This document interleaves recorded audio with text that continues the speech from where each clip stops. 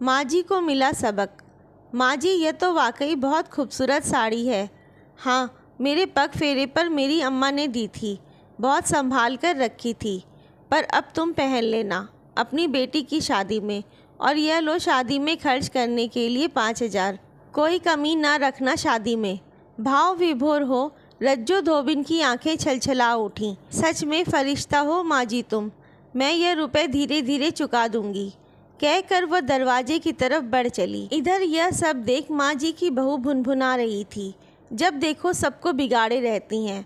अब तो डूबे ही समझो 5,000। कितना समझाती हूँ, पैसों का लेन देन ऐसे मत किया करो। पूरी दुनिया की सुनेंगी, बस मेरी नहीं सुननी।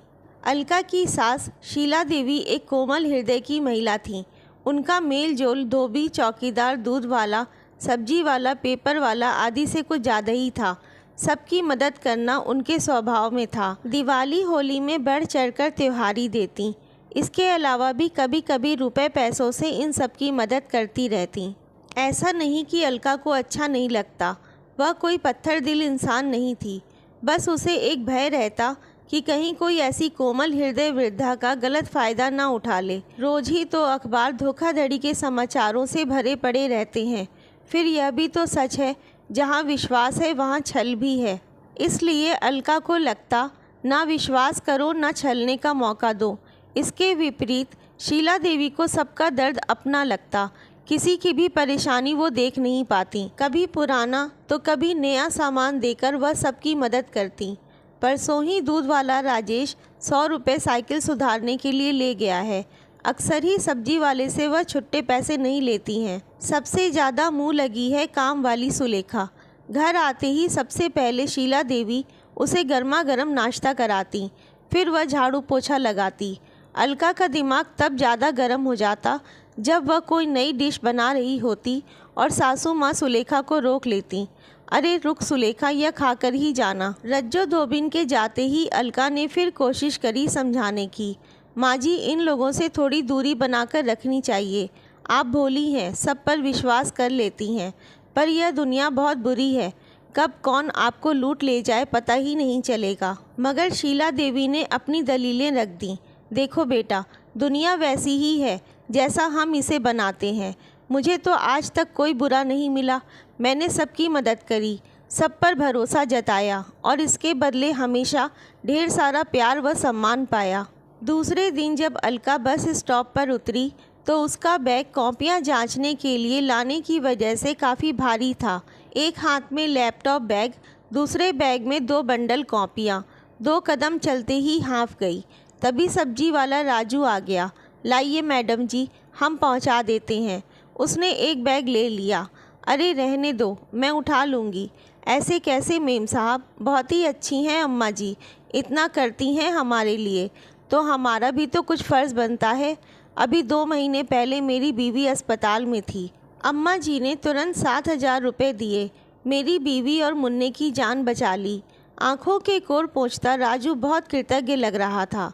अलका को तो मालूम ही नहीं था ये सब, मगर जब सब्जी वाले भैया ने बताया तो वह यह सोचकर सिहर उठी कि अगर समय पर मदद नहीं मिली होती तो माँ और बच्चे के जीवन को कितना खतरा था। उसका दिल माँ जी के लिए प्यार व सम्मान से भर गया। घर पहुँची तो यह क्या, पूरा घर गंदा पड़ा था। भीगे कपड़े वॉश एरिया में बदबू मार रहे थे और सिंक रात के बर्तनों से अभी भी भरा था। उसको देखते ही माँ जी मायूस होकर बोली, आज सुलेखा नहीं आई। अलका ने तुरंत उसे फ़ोन लगाया, मगर कभी यह नंबर नेटवर्क क्षेत्र से बाहर है तो कभी इंगेज टोन सुनाई दिया। हो सकता है बीमार हो, कल आ जाएगी सोचकर अलका ढेर सारे फैले काम को करने में जुट गई। दूसरे दिन भी फ़ोन लगाया, मगर सुलेखा का कुछ अता पता नहीं था। माँ जी का लटका हुआ मुँह देखकर अब अलका का दिल बैठा जा रहा था। यूँ भी बिना बताए उसने कभी इतनी छुट्टी नहीं करी थी, पर इधर अब 4 दिन होने को आए थे, ना कोई फ़ोन ना कोई सूचना।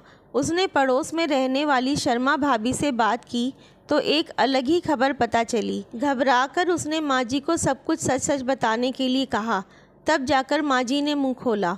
सुलेखा ने अपनी शादी तय होने के बारे में मुझे बताया था, मगर वो तो अगले महीने का बोल रही थी और सामान खरीदने के लिए मैंने उसे 12,000 रुपये दिए हैं। ओहो माँ जी, यह क्या किया आपने? कम से कम हमसे तो बात कर लेती। अलका को एक तरफ गुस्सा तो दूसरी तरफ अफसोस था। लोगों से जो उड़ती उड़ती खबर उसने सुनी थी वह यह कि सुलेखा मुंबई चली गई है। उसे सीरियल देखने का शौक़ था। एक्टिंग का भूत उसके सर पर सवार था। बस इधर उधर से पैसे जोड़े और निकल गई किस्मत आजमाने मुंबई। माजी अब गुमसुम व उदास रहने लगी थी। नई बाई विमला के साथ उनका व्यवहार बिल्कुल बदल गया था। ना उसे नाश्ते के लिए पूछती और ना ही कोई बात करती। उनका विश्वास छला गया था। अब वह दुनिया से बेगाना सा बर्ताव करने लगी थी। दुनिया में बहुत कम लोग होते हैं जो दूसरों का दुख महसूस करते हैं।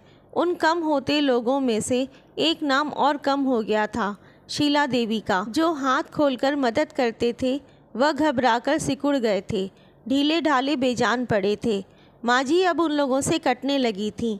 सुबह जब दूध वाला राजेश आया तो वह माजी को काफ़ी आवाज़ लगा रहा था, मगर माजी ने अलका से कह दिया, बोल दे मैं बाथरूम में हूँ, नहीं मिलना मुझे इन लोगों से।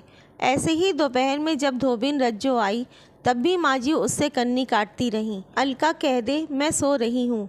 रज्जो बार बार पूछती, माजी ठीक तो है ना? अलका ने कहा, ठीक है, बस दोपहर में थोड़ी सी झपकी ले लेती हैं आजकल। अलका से अब उनकी हालत देखी नहीं जाती। वह बार बार प्रार्थना करती कि माजी का विश्वास फिर से स्थापित हो जाए, मगर सुलेखा ने गहरा घाव दिया था। ना सिर्फ झूठ बोला बल्कि पैसों से भी छला। इस बात को लगभग अब 1 महीना हो गया था। सब कुछ पहले जैसा था, बस माजी बदल गई थी। सबसे हंसने मुस्कुराने वाली, सबका दुख दर्द सुनकर तुरंत मदद का हाथ बढ़ाने वाली, सबसे कटी कटी रहने लगी थी।